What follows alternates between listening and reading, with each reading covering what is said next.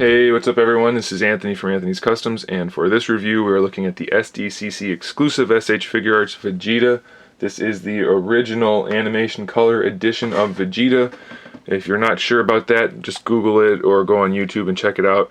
This is the color scheme that he originally had in the animated series. I'm pretty sure it was an error. It wasn't supposed to be this way at all, but they did that and then they changed it after only a couple of episodes. So that's why they made this. They only do color variants for Comic-Con so that people don't miss out on new figures altogether.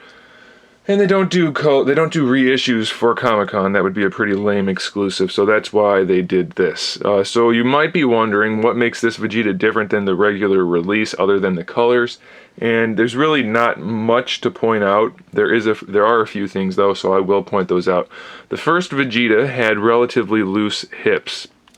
And by first I mean the regular release of the Saiyan Saga Vegeta. His are not as loose, but they're still a little bit softer than I would prefer.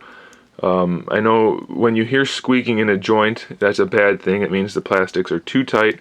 This guy is probably on the other side of that spectrum. It is probably just a little bit too loose.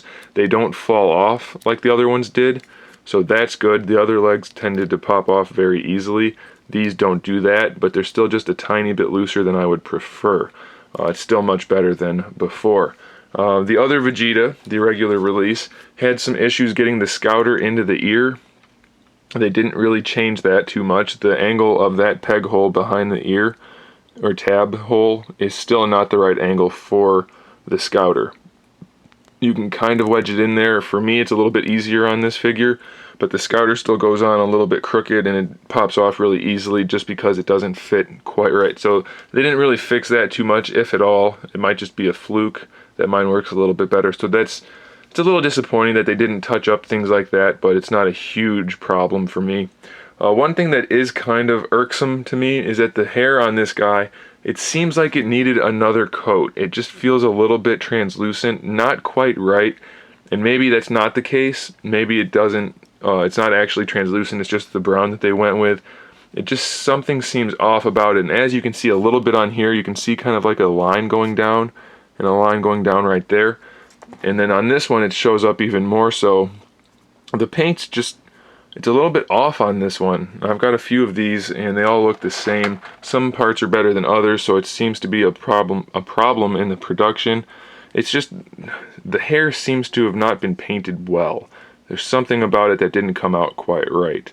That being said, it's still an accurate color and it's not super noticeable. Once you get them posed and put on a shelf, it's not going to be a problem. They painted the faces fine. They do have a little bit more shading than I think I would prefer. As you can see here, next to his left eyebrow, the one on your right, there's kind of a heavy spot of shading, and it's not on the other side. And then on this one, there's just some heavy shading here and there. But again, it's not a problem, it's just something to be aware of. Looks pretty good otherwise. Something I noticed on this one that I didn't notice originally, and I know it's probably there since they didn't do anything to the sculpt, is that the armor is not actually sculpted symmetrically. This side of the armor goes up higher and is more rounded at the top, whereas this side is shorter and kind of more flat and cut off. It's not something that most people are probably going to notice, and it's not something that's really going to detract from the figure.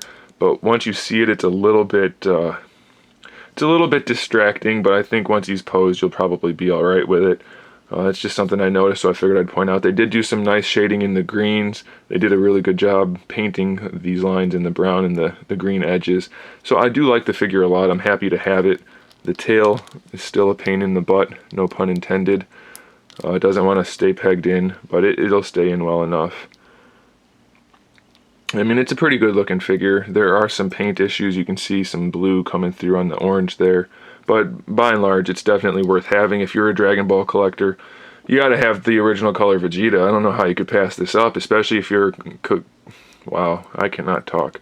If you are collecting the SH Figuarts Dragon Ball Z figures, this is one you're definitely going to want to pick up, especially just for the sake of it being the color variant of Vegeta that, you know, most people probably don't even know about this color issue, and then it's nice to have something so unique as that in the collection.